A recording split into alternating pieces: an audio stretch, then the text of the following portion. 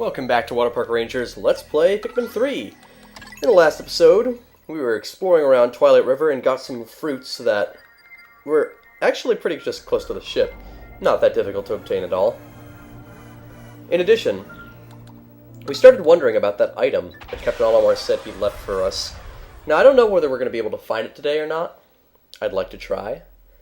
But more importantly, we've got some fragments to obtain to finally finish that bridge. We've got a Snagret to fight, maybe even a boss to discover, if not defeat.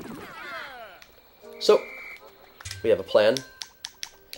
Let's start it off with mostly pink Pikmin, but also let's have 20 yellows and a lot of pink Pikmin. I think that's good. Yeah, the pink Pikmin will be good for the fragments, and also I plan to use them to fight the Snagret, actually. Well, I'm not too worried about the flint beetle, honestly. Let's head down this way. Seems to be actually accompanying us. I've noticed how weird and different the flint beetle looks in this game. It's definitely a different kind of design. Can't say whether or not I'm a fan of it. I actually think I prefer the original flint beetle design. I mean, this one almost looks kind of shrimp-like, which is an interesting interpretation, but not exactly the way a flint beetle should look. Not a proper one. Now, what I'm going to do to search for the scorching item, or whatever it was called, is generally head back to where we found those fragments. I mean, we're going to have to go there anyway, so I figured that's, if anywhere where I should dig, that'd be the place. And of course, we're going to have to use winged Pikmin for it. Alright, first things first. Let's throw Brittany over. Get over there. And we'll throw her some pink Pikmin to start things off. Pink Pikmin are much easier to throw at this without worrying, because if they fall in the water, they'll just jump right back out. Doesn't seem like they know how to drown. Oh, or they do? Oh god. Did a Pikmin drown somehow?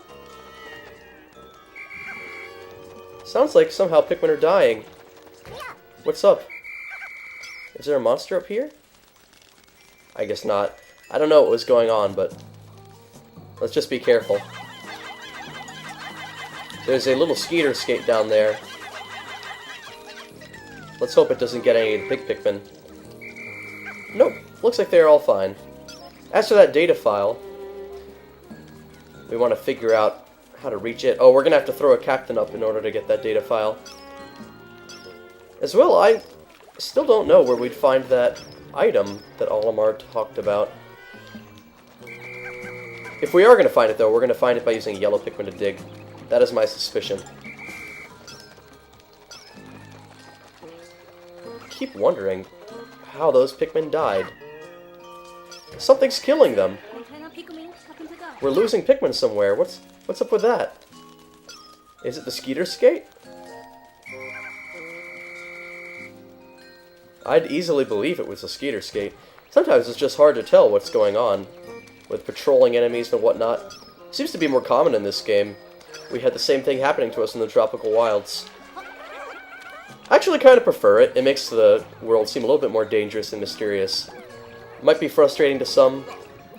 I'm looking at the positive side. I think it's a good improvement on the difficulty. You have to monitor your Pikmin carefully, because now there are more malicious enemies about.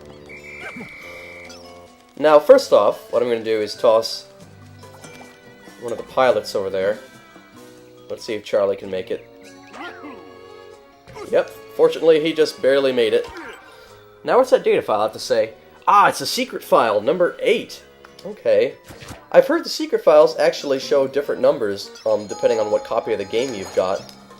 Like, that each disc might potentially have a different combination for the secret files. Together, all those numbers make a code.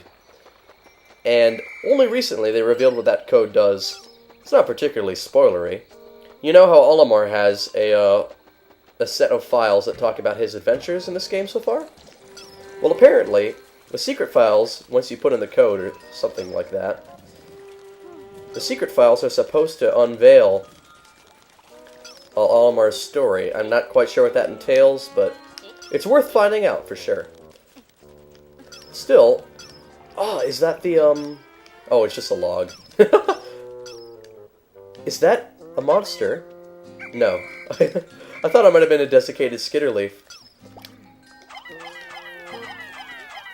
I was suspicious. Oh, that's just the crystal. Okay.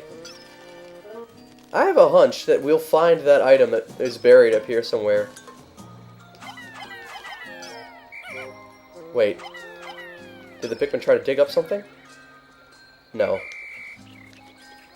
I'm very suspicious. Olimar said he buried an item. Is it here? That'd be my guess, is that it's somewhere up here. I'm gonna look for any place that looks kind of suspicious. I mean, this place is more bare, so possibly here. No. It was worth a shot.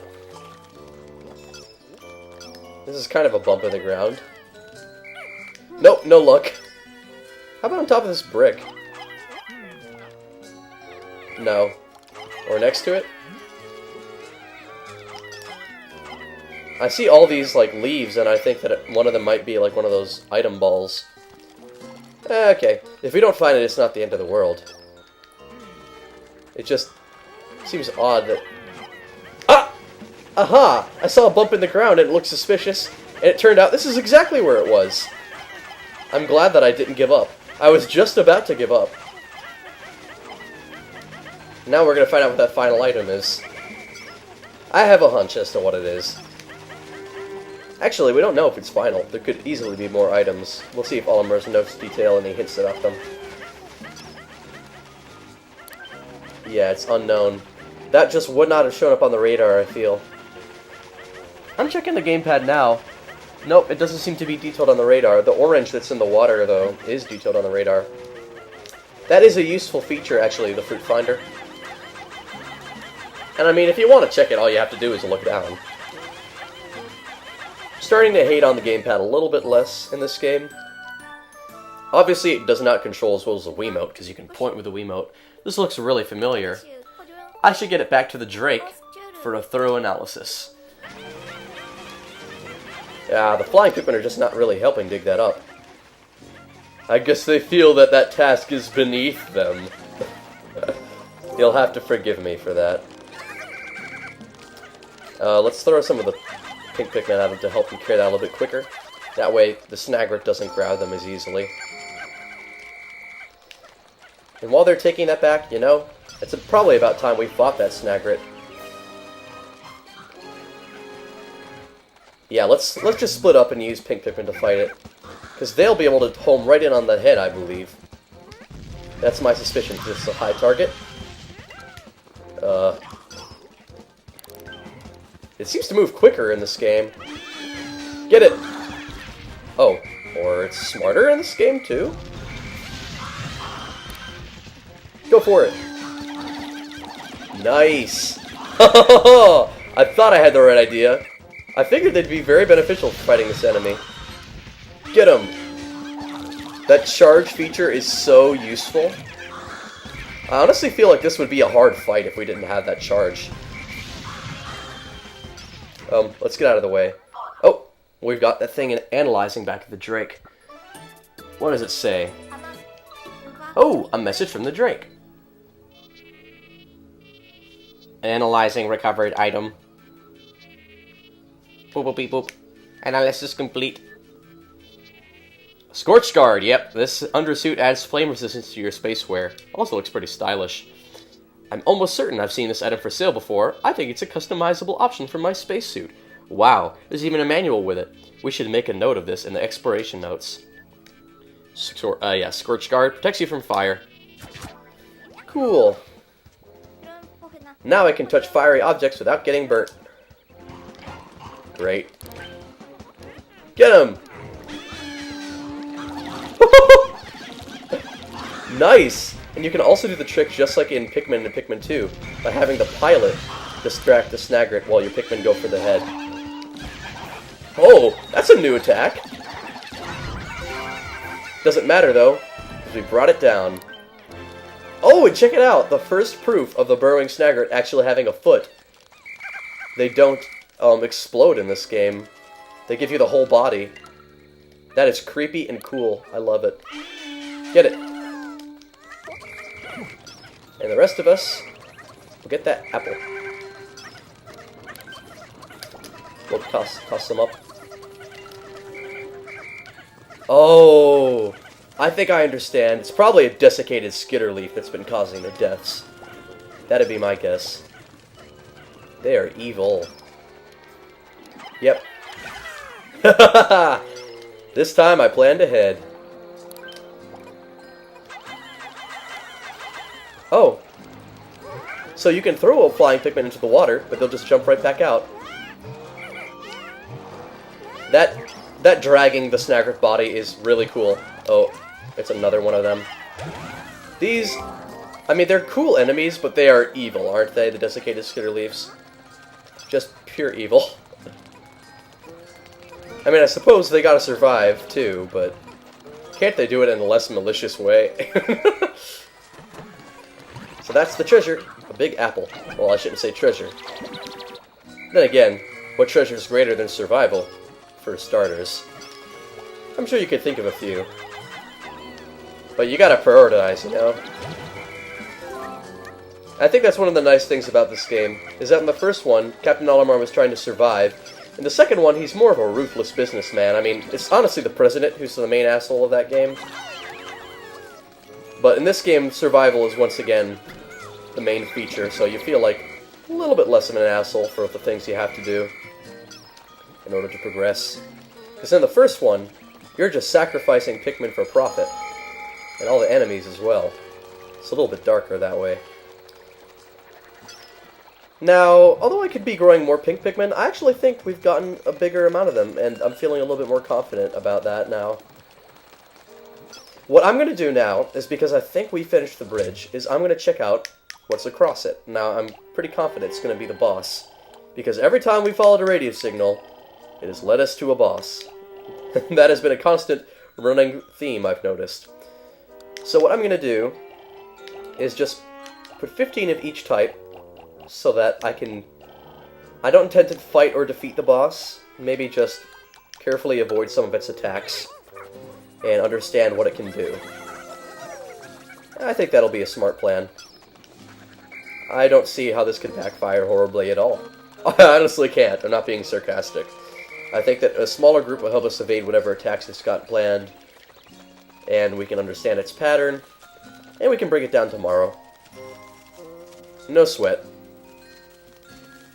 In addition, I'm feeling fairly confident that we've actually got all the fruit that we can currently get at this point in the area, aside from whatever the boss has got in store.